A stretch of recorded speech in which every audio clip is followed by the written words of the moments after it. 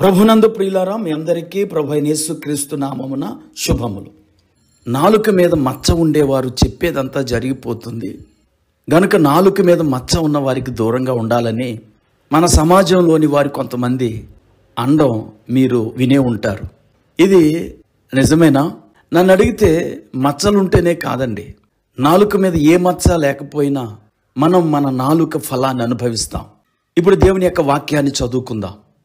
లూకా రాసిన సువార్త 19వ అధ్యాయం 22వ వచనాన్ని చదువుకుందాం. అందుకతడు, చెడ్డదాసుడా, నీ నోటి మాటను బట్టియే నీకు తీర్పు తీర్చుదును. బైబిల్ బూమరాంగ్స్ అనే అంశాన్ని మనం ధ్యానించుకుంటున్నాం. గతంలో దాతృత్వము అనే బూమరాంగ్ను గురించి నేను మీతో మాట్లాడాను. నేటి ఎపిసోడ్లో మాటల బూమరాంగ్ అనే అంశాన్ని ధ్యానం చేసుకుందాం.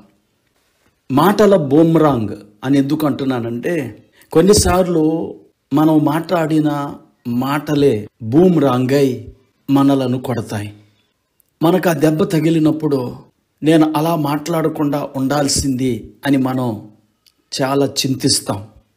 మా బ్రాంచ్ చర్చిల్లో ఒక చర్చ్ సభ్యుడు నిన్ననే నాకు ఫోన్ చేసి, అయ్యా, నా కుమారుడికి నాకు కడుపు నొప్పి వస్తుంది, ప్రార్థన చెయ్యండి అని అడిగారు. అప్పుడు నేను వారిని, ఎందుకు బ్రదరు, ఎందుకు వస్తుంది మీకు ఆ నొప్పి అని అడిగాను. వారు ఈ మధ్య సంఘానికి ఒక కుటుంబాన్ని నడిపిస్తున్నారు. ఆ కుటుంబంలోని అమ్మాయి దెయ్యపు శక్తుల చేత బాధించబడుతోంది. వారు యేసు ప్రభువుని అంగీకరించలేదు, జస్ట్ చర్చికి ఒక్కసారి వచ్చారు. నేను ప్రార్థన చేసి వారిని పంపివేశాను. తర్వాత వారు బాగానే ఉందని తెలియచేశారట. అయితే 2 రోజుల తర్వాత అదే అమ్మాయికి కడుపులో నొప్పి వస్తుంటే చర్చికి నడిపించిన ఆ బ్రదర్కి వారు ఫోన్ చేశారు. ఆ బ్రదర్ వారి ఇంటికి వెళ్ళి ధైర్యం చెప్పి ఆ అమ్మాయితో ఇలా అన్నారంట, అమ్మా, ఈ నొప్పి నాకు పెట్టొద్దు, ఈ అంకులకు పెట్టు అని చెప్పు అని చెప్పారంట. ఆ అమ్మాయి అలా చెప్పిందో లేదో తెలియదు, కానీ ఈ బ్రదర్ మాత్రం అమ్మాయికి అలా చెప్పి వచ్చేసారు. అంటే ఆ నొప్పిని నాకు పంపించమని ఆ బ్రదర్ యొక్క మాటలకు అర్థం. ఇంటికి వచ్చిన కాసేపటికి ఈ బ్రదర్కి వారి కుమారుడికి కడుపులో నొప్పి ప్రారంభమైంది. సేమ్ ఆ అమ్మాయి ఎలాగైతే బాధపడిందో అలాగే ఈ బిడ్డలిద్దరూ బాధపడ్డారు. ప్రియులారా, అనాలోచితంగా మనం మాట్లాడిన మాటలు మనకి బూమరాంగ్ అవుతాయి. మనం ఎవరము కూడా అనాలోచనగా దేనిని గూర్చి మాట్లాడకూడదు. మన మాటల వలన మనము చిక్కుబడతాం. బైబిల్ గ్రంథంలో యేసు ప్రభువారు ఒక ఉపమానాన్ని చెప్పారు. లూకా సువార్త 19వ అధ్యాయంలో ఆ ఉపమానము ఉంటుంది. ఒక రాజకుమారుడు రాజ్యం సంపాదించుకొని మరలా రావాలని దూరదేశానికి వెళ్ళాడట. అతడు దూరదేశానికి వెళ్తూ తన దాసులలో 10 మందిని పిలిచి ఒక్కొక్కరికి ఒక్కొక్క మినా చెప్పున 10 మందికి 10 మినాలు ఇచ్చి, నేను వచ్చే వరకు వ్యాపారం చెయ్యండి అని చెప్పాడట. కొంతకాలానికి అతడు రాజ్యం సంపాదించుకొని తిరిగి వచ్చాడు.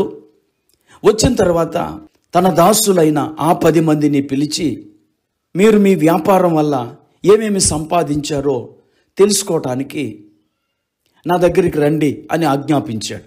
ఆ 10 మంది దాసులు ఈ యువరాజు దగ్గరకు వచ్చి నిలబడ్డారు.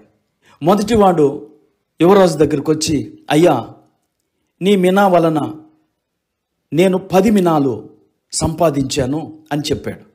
అప్పుడు ఆ యువరాజు, భలా మంచి దాసుడా, నీవు కొంచెములో నమ్మకముగా ఉంటివి గనుక 10 పట్టణముల మీద అధికారివై ఉండు అని చెప్పాడు.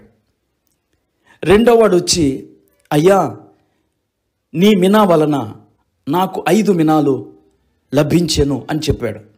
అందుకు ఆ యువరాజు, నీవు కూడా 5 పట్టణాల మీద అధికారివై ఉంటావు అని చెప్పాడు. ఇప్పుడు 3వ వ్యక్తి వచ్చాడండి. అతడు వచ్చి రాగానే యువరాజు యొక్క మినాను యువరాజు చేతిలో పెట్టి, నీవు పెట్టని దానిని ఎత్తుకొని వాడవును, విత్తని దానిని కోయువాడవునైనా కఠినుడవు గనుక నీకు భయపడి దీనిని రుమాలులో కట్టి ఉంచాను అని చెప్పాడు. అప్పుడు ఆ యువరాజు అతనితో ఏమన్నాడు తెలుసండి? చెడ్డదాసుడా, నీ నోటి మాటను బట్టియే నీకు తీర్పు తీర్చుదును. నేను పెట్టని దానిని ఎత్తువాడను, విత్తని దానిని కోయువాడనునైనా కఠినుడని నీకు తెలిసి ఉండగా నీవెందుకు నా సొమ్ము సాహుకారుల యొద్ద ఉంచలేదు? అట్లు చేసి ఉండిన యెడల నేను వచ్చి వడ్డీతో దానిని తీసుకొందినే అని వానితో చెప్పి అతని మీనాను అతని దగ్గర నుంచి తీసేసుకొని అతనిని శిక్షకు అప్పగించాడు. ప్రియులారా, నేను ఈ ఉదంతాన్ని ఎందుకు చెప్తున్నానంటే, ఈ ఒక మీనా తీసుకున్నవాడు కఠినమైన తీర్పు పొందటానికి కారణము అతని కఠినమైన మాటలే. అతని మాటలే అతనికి బూమరాంగ్ అయ్యాయి. వ్యాపారం చేయలేకపోయాడు, ఏమీ సంపాదించలేకపోయాడు. అతని యొక్క బలహీనత లేదో అతడు చెప్పుకొని ఉండుంటే బాగుండేదేమో.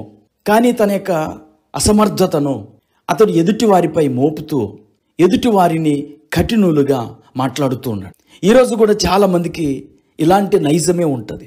తమ బలహీనతలను, తమ అసమర్థతను కప్పిపుచ్చుకోవటానికి వారు ఎదుటి వారిని నిందిస్తూ ఉంటారు. ఇతడు తీర్పు పొందిన విధానాన్ని మనం చూస్తే, ఆ యువరాజు అన్న మాటను మీరు ఒకసారి గమనించండి. 22వ వచనం, నీ నోటి మాటను బట్టియే నీకు తీర్పు తీర్చుదును. పిల్లల, మన నోట వెంబడి వచ్చిన మాటలే కొన్నిసార్లు బూమరంగులై మనలను గాయపరుస్తాయి, మనలను నష్టపెడతాయి, లేక మనకు జబ్బులను, రోగాలను తీసుకొస్తాయి. అందుకే దేవుని బిడ్డలు మాట్లాడేటప్పుడు చాలా జాగ్రత్తగా ఉండాలి. జీవ మరణములు నాలుక వశము. మన మాటలనే బూమరాంగ్ ఎప్పటికే మనలను బాధిస్తుందేమో. బైబిల్ గ్రంథంలో ఆద్యంతము మాటల బూమరాంగ్ ఉదాహరణలు ఉన్నాయి. మిరియాము కుష్ఠరోగి అయింది, కారణము ఆమె యొక్క మాటలే. మోషే కానాను చూచాడు కానీ కానానులోనికి ప్రవేశింపలేకపోయాడు. కారణము అతని పెదవుల గుండా వచ్చిన కాని మాట. కనుక ఈరోజు ఈ వాక్యం వింటున్న ప్రియ స్నేహితుడ, సోదరి, నీ మాటల యొక్క ఫలాన్నే ఇప్పుడు నువ్వు ఒకవేళ అనుభవిస్తున్నావేమో ఒకసారి ఆలోచించు. నీ మాటల వల్ల నువ్వు ఎంతోమంది స్నేహితులను పోగొట్టుకున్నారు, బంధువులను పోగొట్టుకున్నారు, ఆత్మీయులను పోగొట్టుకున్నారు. కనుక మరలా అలా జరగకుండా మీ మాటలను మీరు సరిచేసుకుని దేవుని వాక్యానుసారంగా జీవిస్తే మీకు మేలు కలుగుతుందని సవినయంగా హెచ్చరిస్తూ ఈ మాటలు ముగిస్తున్నాను. ప్రార్థన చేసుకుందాం. కృపా కనికరం కలిగిన మా తండ్రి, నీకు వందనాలు. జీవ మరణములు నాలుక వశము అని మీరు తెలియచేశారు. నిజమే, ఇప్పటికే చాలామంది నాలుక యొక్క ఫలాన్ని అనుభవిస్తున్నారు. ఒకవేళ ఇంకా వారి జీవితాల్లో వారి యొక్క నాలుక సరికాకపోతే నీ వాక్యానుసారముగా వారి యొక్క మాటలను సరిచేసుకొని ఒక మంచి ఫలాన్ని నాలుక ద్వారా వారు పొందుటకు సహాయం చేయమని యేసుక్రీస్తు నామములో ప్రార్థించి వేడుకుంటున్నాం తండ్రి. ఆమేన్.